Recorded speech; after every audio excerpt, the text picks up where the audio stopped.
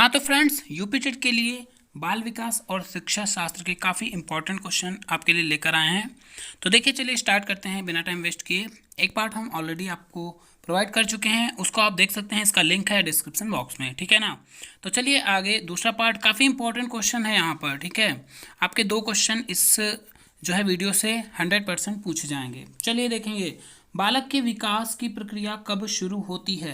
तो विकास की प्रक्रिया शुरू होती है जन्म से पूर्व, ये तो आपको पता ही होना चाहिए, मतलब गर्भावस्था से। फिर विकास की प्रक्रिया चलती है, जीवन पर्यंत चलती है, ये भी आपको पता होना चाहिए। सामान्य रूप से विकास की कितनी अवस्थाएं होती हैं। तो विकास की अवस्थाएं सामान्य रूप से 5 होती हैं। वातावरण में सब बाह्य तत्व आ जाते हैं। अब ये देखिए, परिभाषाओं से 1 या 2 परिभाषाएं 100% पूछी जाएंगी। पिछली बार जो पेपर हुआ था, लीक हुआ था, उसमें परिभाषाएं, ये मतलब पहली बार ऐसा हुआ यूपी टेट में कि परिभाषा नहीं पूछी गई। कोई भी परिभाषा आप सेट उठा के देख सकते हैं, ठीक है ना। अगर आपके पास यूपी टेट का वो पेपर नहीं है तो हमें कमेंट बॉक्स में लिख सकते हैं, हम आपको प्रोवाइड कर देंगे। लेकिन इस बार 100% यूपी टेट में परिभाषाओं से 2 क्वेश्चन तो बनने ही बनने हैं, ठीक है। तो चलिए यहाँ पर देखेंगे, थर्ड क्वेश्चन है, वातावरण में सब बाह्य तत्व आ जाते हैं जिन्होंने व्यक्ति को जीवन आरंभ करने के समय से प्रभावित किया। मतलब वातावरण में वे सब तत्व आते हैं जो जीवन आरंभ करने से प्रभावित करते हैं उसी समय से ही। तो ये परिभाषा किसने दी है? वुडवर्थ ने दी है। वुडवर्थ की परिभाषाएं बहुत ज़्यादा इंपॉर्टेंट होती हैं, चाहे वो किसी भी चीज़ की हों। चलिए बढ़ेंगे अगले क्वेश्चन पर। वंशानुक्रम व्यक्ति की जन्मजात विशेषताओं का पूर्ण योग है। इंपॉर्टेंट परिभाषा है, BN झा की है। वंशानुक्रम जो है व्यक्ति की जन्मजात विशेषताओं का पूर्ण योग है, ठीक। चलिए अगले क्वेश्चन पर बढ़ेंगे। वंशानुक्रम के निर्धारक होते हैं। तो वंशानुक्रम के निर्धारक क्या होते हैं? जीन्स होते हैं। फिर कौन सी विशेषता विकास पर लागू नहीं होती? तो विकास को स्पष्ट इकाइयों में मापा जा सकता है, ठीक है। तो ये लागू नहीं होती, मतलब विकास को हम स्पष्ट इकाइयों में नहीं माप सकते। शैशव काल की नियत समय माना गया है कितना? जन्म से 5 या 6 वर्ष तक। वो डिपेंड करता है कि ऑप्शन में कैसा दिया है क्वेश्चन, ठीक है। और जैसे कई मनोवैज्ञानिक उसको जन्म से 3 वर्ष तक ही मानते हैं। फिर चलिए नेक्स्ट क्वेश्चन पर बढ़ेंगे। बालक की तीव्र बुद्धि का विकास पर क्या प्रभाव पड़ता है? मतलब जो बालक की तीव्र बुद्धि होती है उसका विकास, तो विकास सामान्य से क्या होता है? उतना तीव्र होता है अगर उसकी बुद्धि तीव्र है। विकास एक प्रक्रिया कैसी होती है? निरंतर प्रक्रिया होती है। और बाल्यावस्था में मस्तिष्क का विकास कितना प्रतिशत हो जाता है? लगभग 90% का विकास बाल्यावस्था में बच्चों का हो जाता है, ठीक है। चलिए बढ़ेंगे। अंतर्दर्शन विधि में बल दिया जाता है। तो अंतर्दर्शन विधि में किस पर बल दिया जाता है? स्वयं के अध्ययन पर बल दिया जाता है। अगला क्वेश्चन है, बालक को आनंददायक सरल कहानियों द्वारा नैतिक शिक्षा प्रदान करनी चाहिए। तो यह कथन किसका है? कॉलसनिक का कथन है, इंपॉर्टेंट है, ठीक है। मतलब आनंददायक सरल कहानियों के द्वारा नैतिक शिक्षा प्रदान करनी चाहिए। नैतिक शिक्षा से संबंधित प्रश्न है। अगला है क्वेश्चन, विकास के संदर्भ में अगर मैकडूगल की बात करें, काफ़ी रिपीट होने वाला क्वेश्चन है, मूल प्रवृत्त्यात्मक व्यवहार का विश्लेषण उन्होंने किया है। तो अगर बात करी जाए मूल प्रवृत्ति का जो है सिद्धांत किसने दिया? तो मैकडूगल साहब ने दिया है। इंपॉर्टेंट क्वेश्चन है, रिपीट होता है काफ़ी बार, रहेगा इंपॉर्टेंट यूपी टेट के लिए। चलिए बढ़ेंगे अगले प्रश्न पर। जब हम किसी भी व्यक्ति के विकास के विषय में चिंतन करते हैं तो इससे हमारा क्या आशय है? तो उसकी कार्य क्षमताओं से आशय है हमारा, ठीक है। मतलब उसकी कार्य क्षमताओं से होता है, उसकी परिपक्वता से होता है, और उसकी शक्ति ग्रहण करने से होता है। फिर नेक्स्ट क्वेश्चन है, संवेगात्मक विकास में किस अवस्था में तीव्र परिवर्तन होता है? तो अगर हम इमोशनल डेवलपमेंट की बात करते हैं तो सबसे अधिक तीव्र परिवर्तन होता है एडोलेसेंस पीरियड में, मतलब किशोरा अवस्था में सबसे ज़्यादा परिवर्तन होता है। चलिए अगले प्रश्न की बात करते हैं। वृद्धि और विकास क्या होते हैं? ये एक दूसरे के पूरक होते हैं। तो ऑप्शन पर डिपेंड करेगा कैसा ऑप्शन पूछा जाता है, ठीक। अगला है नेक्स्ट, चारित्रिक विकास का जो है प्रतीक, चारित्रिक विकास का प्रतीक क्या है? वो उत्तेजना है। विकासात्मक पद्धति को क्या कहते हैं? तो उत्पत्ति मूलक विधि कहते हैं विकासात्मक पद्धति को। चलिए आगे बढ़ेंगे। मानसिक विकास के लिए अध्यापक का कार्य क्या है? तो मानसिक विकास के लिए अध्यापक का क्या कार्य करना चाहिए? बालकों को सीखने के पूरे अवसर प्रदान करें। तो अवसरों की जहाँ पर बात आएगी वो इम्पोर्टेंट ऑप्शन आपके लिए रहेगा। छात्र छात्राओं के शारीरिक स्वास्थ्य की ओर पूरा ध्यान दें और व्यक्तिगत भेदों और ध्यान देने हेतु मतलब उनके लिए समुचित वातावरण की व्यवस्था करें। ठीक है, तो उनको अवसर ज़्यादा से ज़्यादा प्रदान करें और वातावरण जो है उसकी व्यवस्था करनी चाहिए। दोस्तों, अगर वीडियो अच्छा लग रहा है, आपको हेल्पफुल क्वेश्चन लग रहे हैं, तो एक बार इसे शेयर जरूर करिए। और अभी तक अगर नए हैं चैनल पर, सब्सक्राइब बटन पर नहीं क्लिक किया है तो सब्सक्राइब बटन जरूर दबा दीजिए, साथ में बेल आइकन भी प्रेस कर दीजिए। वाटसन ने नवजात शिशु में मुख्य रूप से किन संवेगों की बात कही है? काफ़ी इंपॉर्टेंट क्वेश्चन रहेगा, इसे वेरी इंपॉर्टेंट में रखिएगा। वाटसन ने नवजात शिशु में मुख्य रूप से किन संवेगों की बात कही है? 3 संवेगों की बात करते हैं वाटसन, भय, क्रोध और स्नेह। मतलब जन्म के समय बालक में 3 संवेगों की बात करते हैं वाटसन महोदय। किशोरावस्था की मुख्य समस्याएं क्या हैं? तो शारीरिक विकास की समस्याएं, समायोजन में समस्या होती है, काम और संवेगात्मक समस्याएं होती हैं किशोरावस्था में। शैशवावस्था, फिलहाल इसको कट कर देंगे, यहाँ पर 7 वर्ष नहीं होगा, ठीक ना। चलिए बढ़ेंगे अगले प्रश्न पर। शिशु का विकास प्रारंभ होता है, पूछा गया क्वेश्चन है, रिपीट क्वेश्चन होता रहता है। शिशु का विकास गर्भकाल से प्रारंभ होता है। बाल्यावस्था के लिए पर्याप्त नींद कितनी होनी चाहिए? 8 घंटे होनी चाहिए। बालिकाओं की लंबाई की दृष्टि से अधिकतम आयु क्या होती है? वो 16 वर्ष होती है। अगले क्वेश्चन पर बात करेंगे हम यहाँ पर। बालक के विकास को जो घटक प्रेरित नहीं करता, ठीक है ना, तो बालक के विकास को जो घटक प्रेरित नहीं करता, ये वंशानुक्रम और वातावरण दोनों ही नहीं, मतलब यहाँ पर नहीं के रूप में दिया गया, लेकिन यहाँ पर ये वंशानुक्रम और वातावरण दोनों प्रेरित करते हैं, इसकी बात करेंगे, ठीक ना। अगला क्वेश्चन है, किसके विचार से शैशवावस्था में बालक प्रेम की भावना काम प्रवृत्ति पर आधारित होता है? तो महान सिगमंड फ्रायड, मनोविश्लेषणात्मक का सिद्धांत दिया है महान सिगमंड फ्रायड ने, है ना, और काम प्रवृत्ति पर काफ़ी जोर दिया है। तो शैशवावस्था में बालक जो है प्रेम की भावना काम प्रवृत्ति पर आधारित होती है, ऐसा सिगमंड फ्रायड ने कहा है। इनकी अवस्थाएं आपको पता होनी चाहिए, ठीक है ना। फिर इन्होंने जो है रॉस, यहाँ पर देखिए, जो रॉस ने विकास क्रम के अंतर्गत किशोरावस्था का काल कितना निर्धारित किया है? तो 12 से 18 वर्ष तक निर्धारित किया है। फिर है किशोरावस्था की प्रमुख विशेषता क्या नहीं है? तो ये ऑप्शन के अकॉर्डिंग आपका क्वेश्चन जाएगा। अगला क्वेश्चन है, बालकों के विकास की किस अवस्था को सबसे कठिन काल कहा जाता है? ठीक, तो ये कौन सी अवस्था है जो बालकों के विकास की सबसे कठिन, मतलब कठिन काल किसे कहा जाता है? किशोरावस्था को कहा जाता है। नेक्स्ट है, उत्तर बाल्यकाल का समय क्या होता है? तो यहाँ पर बाल्यकाल की बात करते हैं तो 6 से 12, ठीक, अगर बाल्यकाल पूछा जाए तब भी, लेकिन उसके अकॉर्डिंग देखेंगे शैशवावस्था, ठीक ना। तो शैशवावस्था जो होती है वो 0 से 3 या फिर मतलब ज़्यादातर 3 मानी जाती है, और 3 से 6 जो पूर्व बाल्यावस्था में आ जाती है। तो उत्तर बाल्यावस्था को हम 6 to 12 ईयर क्लिक करेंगे। नेक्स्ट है, बाल्यावस्था की प्रमुख विशेषता नहीं है। तो अंतर्मुखी व्यक्तित्व जो होता है ये बाल्यावस्था की प्रमुख विशेषता नहीं है। फिर है, संवेगात्मक विकास में किस अवस्था में तीव्र परिवर्तन होता है? तो जो किशोरावस्था होती है इसमें तीव्र परिवर्तन होता है इमोशनल डेवलपमेंट में। विकासवाद के समर्थक कौन कौन है? ठीक, तो विकासवाद के समर्थक की बात करते हैं हम, तो डीके, बुश और गाल्टन डार्विन, ये विकासवाद के समर्थक होते हैं। इसमें पूछा जा सकता है कौन नहीं है। विकास का तात्पर्य क्या है? वह प्रक्रिया जिसमें बालक परिपक्वता की ओर बढ़ता है। तो इसमें ऑप्शन दे दिए जाएंगे ऐसे घुमा फिरा के। एज ऑफ प्यूबर्टी, ठीक है, तो ये किसकी पुस्तक है या ये क्या कहलाता है? पूर्व किशोरावस्था कहलाता है। फिर व्यक्ति के स्वाभाविक विकास को क्या कहते हैं? तो स्वाभाविक विकास जो अपने आप होता है उसे अभिवृद्धि कहते हैं। बालक के विकास की प्रक्रिया एवं विकास की शुरुआत होती है, तो यह जन्म से पूर्व होती है विकास की प्रक्रिया की स्टार्टिंग।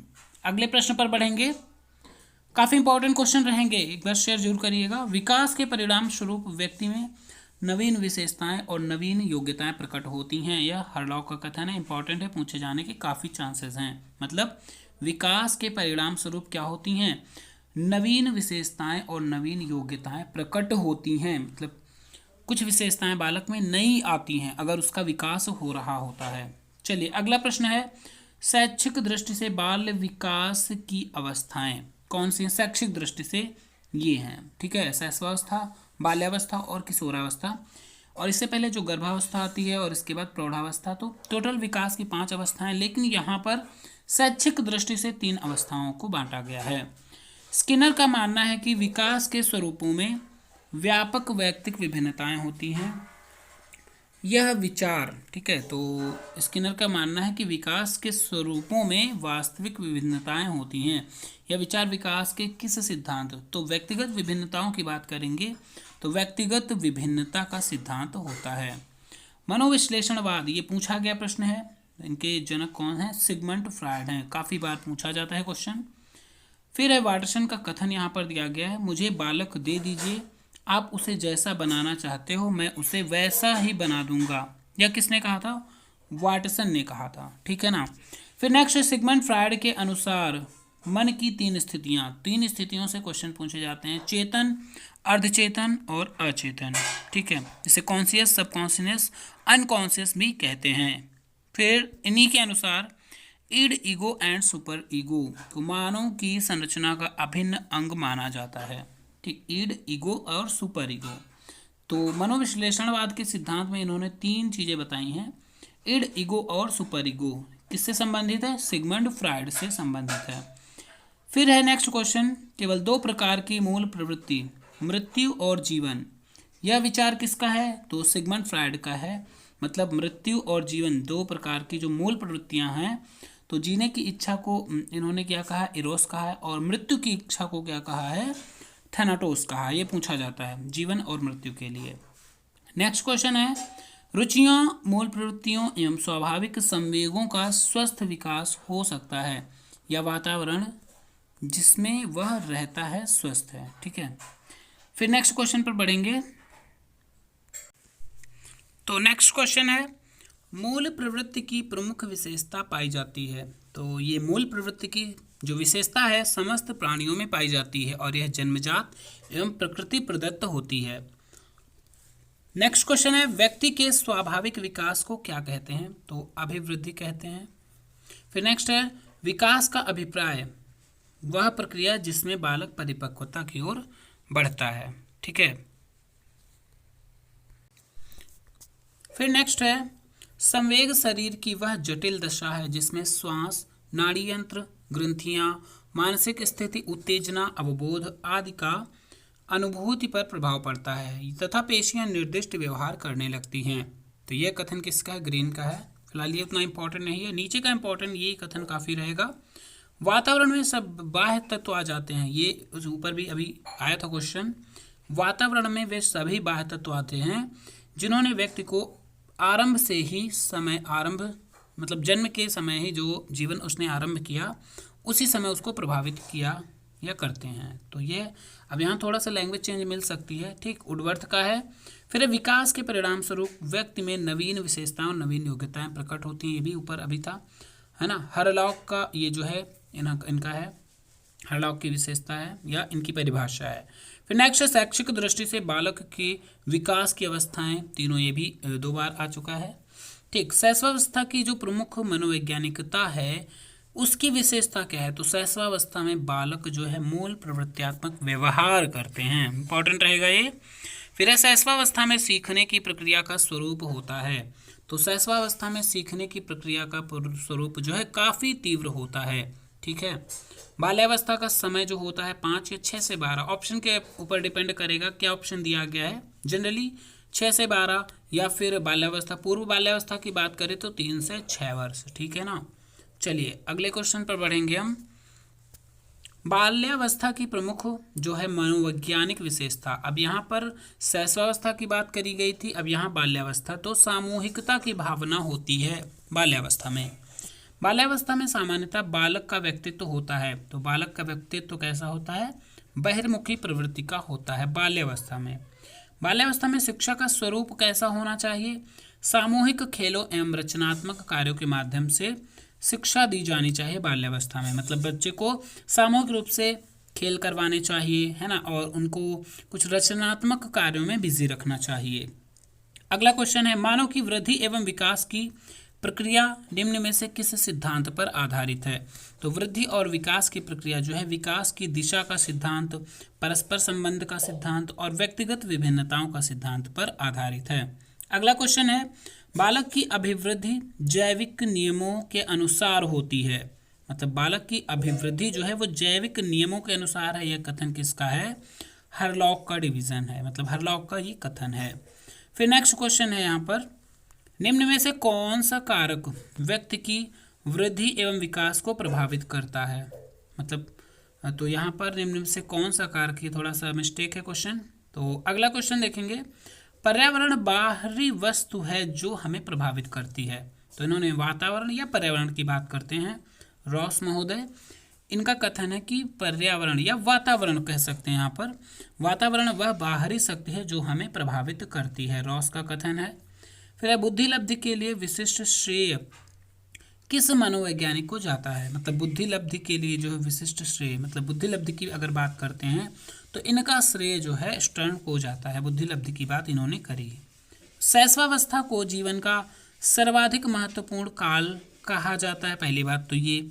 लेकिन क्यों कहा जाता है? यह अवस्था वह आधार है जिस पर बालक के भावी जीवन का निर्माण होता है।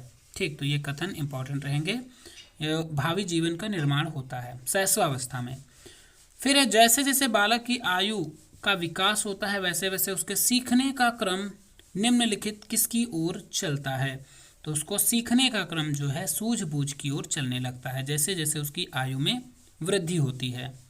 फिर क्वेश्चन है, निम्न में से कौन सा कथन सही नहीं है? तो यहाँ पर ऑप्शन के अकॉर्डिंग क्वेश्चन बनेगा, ठीक है ना, इसको हम छोड़ेंगे। नेक्स्ट है, निम्न में से कौन सा कथन जो है सही है? तो ये भी ऑप्शन के अकॉर्डिंग वृद्धि विकास को प्रभावित करती है। मतलब वृद्धि जो होती है वो विकास को प्रभावित करती है। जिस आयु में बालक की मानसिक योग्यता का लगभग पूर्ण विकास हो जाता है। हालांकि इस क्वेश्चन को हम अलग अलग मनोवैज्ञानिकों के अनुसार डिवाइड कर सकते हैं, लेकिन जनरली वो 14 वर्ष मानी जाती है। बुद्धि का लगभग पूर्ण विकास हो जाता है बालक की आयु का, ठीक है ना। चलिए अगले क्वेश्चन पर बढ़ेंगे। मस्तिष्क द्वारा अपनी स्वयं की क्रियाओं का निरीक्षण किया जाता है, तो उसे क्या कहते हैं? आत्मनिरीक्षण विधि कहा जाता है। विकासात्मक पद्धति को क्या कहते हैं? उत्पत्ति मूलक विधि कहा जाता है। प्रयोगात्मक विधि में सामना नहीं करना पड़ता, तो समस्या का चुनाव जो होता है उसका सामना नहीं करना पड़ता। फिर नेक्स्ट क्वेश्चन है, मानव विकास जिन दो कारकों पर निर्भर रहता है वो कौन कौन से हैं? जैविक और सामाजिक कारक हैं जिन पर मानव का विकास निर्भर करता है। फिर नेक्स्ट क्वेश्चन पर बढ़ेंगे, शिक्षक बालकों की पाठ में रुचि उत्पन्न कर सकता है, तो ये संवेगों से, जो शिक्षक है बालकों में जो है पाठ की रुचि कैसे? संवेगों से उत्पन्न कर सकता है, ठीक है ना। तो काफ़ी इंपॉर्टेंट क्वेश्चन है यूपी टेट के लिए। एक बार वीडियो को लाइक जरूर करिएगा अगर आपको पसंद आ रहा है। व्यक्तिगत भेदों का अध्ययन तथा सामान्यीकरण का अध्ययन किया जाता है, विभेदात्मक विधि में किया जाता है। एक माता पिता के अलग अलग रंग को संतान होती है, मतलब एक माता पिता के अलग अलग रंग की संतान होती है। क्यों ऐसा क्यों हो सकता है? क्योंकि जीव कोष के कारण हो सकता है। बाल विकास का सबसे अधिक प्रेरित करने वाला प्रमुख घटक क्या है? तो यहाँ पर ये मिसप्रिंट है थोड़ा, इसको छोड़ेंगे। फिर बाल विकास को प्रेरित करने वाला घटक नहीं है, तो बाल विकास को जो है, अब यहाँ भी ऑप्शन के अकॉर्डिंग क्वेश्चन बनेगा, ठीक। तो वातावरण के अंतर्गत आते हैं, वातावरण के अंतर्गत हवा, प्रकाश, जल, ये सब आते हैं। ये भी ऑप्शन के ऊपर डिपेंड करेगा। चलिए अगले क्वेश्चन पर बात करेंगे। कितने माह का शिशु जो है प्रौढ़ व्यक्ति की मुख मुद्रा को पहचानने लगता है? मतलब जो शिशु होता है कितने माह हो जाने पर सामने वाले व्यक्ति को उसकी मुख मुद्रा को पहचान लेता है कि वो कौन है? 4 से 5 माह। फिर मानसिक विकास के लिए अध्यापक का कार्य है, तो बालकों को क्या करना चाहिए? सीखने के अवसर देने चाहिए, है ना। ये भी क्वेश्चन अभी डिस्कस कर चुके हैं। छात्र छात्राओं के शारीरिक स्वास्थ्य को पूरा ध्यान दे, व्यक्तिगत भेदों को और ध्यान देना चाहिए, और इसके लिए समुचित वातावरण की व्यवस्था भी करनी चाहिए। शैशवावस्था का जो होती है वो जन्म से जनरली जन्म से 6 वर्ष, या फिर अगर हम उसके ऑप्शन के अकॉर्डिंग देखेंगे तो अगर उसमें आपका जन्म से 3 वर्ष है तो भी सही रहेगा। चलिए आगे बढ़ेंगे। वाटसन ने नवजात शिशु में मुख्य रूप से किन संवेगों की बात करी गई, ये भी अभी हम डिस्कस कर चुके हैं। अब यहाँ देखिए नियम होते हैं विकास के, है ना। तो जब माता पिता के बच्चे उसके विपरीत विशेषताओं वाले विकसित हो जाते हैं तो यह कौन सा सिद्धांत लागू होता है। तो अगर एक जैसे गुण होते हैं तो समान, है ना, समानता का सिद्धांत। अगर थोड़ा बहुत डिफरेंस होता है तो विभिन्नता का। लेकिन अगर जस्ट विपरीत गुणों वाला होता है तो उसे प्रत्यागमन का सिद्धांत कहा जाता है। फिर नेक्स्ट क्वेश्चन है, समानता के नियम के अनुसार माता पिता जैसे होते हैं उनकी संतान भी वैसी होती है। कैसी होती है? माता पिता जैसी ही होती है। चलिए, शिशु का विकास प्रारंभ होता है, ये तो आपको बता ही चुके हैं। सामाजिक स्थिति वंशानुक्रमणीय होती है, ठीक ना। चलिए अगला क्वेश्चन है, बालक की मूल शक्तियों का प्रधान कारक क्या है। तो बालक की मूल शक्तियों का जो प्रधान कारक है वह वंशानुक्रम, हालांकि वातावरण, लेकिन मूल शक्तियों की बात करता है वंशानुक्रम। फिर नेक्स्ट है, वंश का बुद्धि पर प्रभाव देखने के लिए सैनिकों के वंशज का अध्ययन किया। किसने किया? गोडार्ड ने किया। मूल प्रवृत्ति का जो प्रतीक, यहाँ पर प्रतीक होगा, ठीक है। मूल प्रवृत्ति का प्रतीक कौन होता है? संवेग होता है। बाल विकास की दृष्टि से सर्वाधिक समस्या का काल किसे कहा जाता है? तो शैशवावस्था। नेक्स्ट है, बालक की अभिवृद्धि। तो यहाँ पर बालक की जो अभिवृद्धि है जैविकीय नियमों के अनुसार होती है। तो यह कथन किसका? क्रॉनबैक का है, क्रॉगमैन का है, ठीक है। क्रॉगमैन का कथन क्या है? बालक की अभिवृद्धि जो होती है वो जैविकीय नियमों के अनुसार होती है। फिर नेक्स्ट क्वेश्चन पर बढ़ेंगे, बालक के विकास को जो घटक प्रेरित नहीं करता वह कौन सा है? ये गलत क्वेश्चन है, ठीक है ना, नहीं करके दिया गया है तो ये छोड़ेंगे हम। किसके विचार से शैशवावस्था में बालक प्रेम की भावना काम प्रवृत्ति पर आधारित है ना, ये भी हम देख चुके हैं फ्रॉइड के अनुसार। वंशानुक्रम माता पिता से संतान को प्राप्त होने वाले गुणों का नाम है। तो रूथ बेडिक्ट की कथन है, इनकी परिभाषा है, वंशानुक्रम माता पिता से संतान को प्राप्त होने वाले गुणों का नाम है, ठीक है ना। तो कैसा लगे क्वेश्चन जरूर बताएं कमेंट बॉक्स में, है ना। और चैनल पर नए हैं तो सब्सक्राइब करिए और डेली आपको ऐसे इंपॉर्टेंट क्वेश्चन आपको मिलते रहेंगे यहाँ पर। धन्यवाद।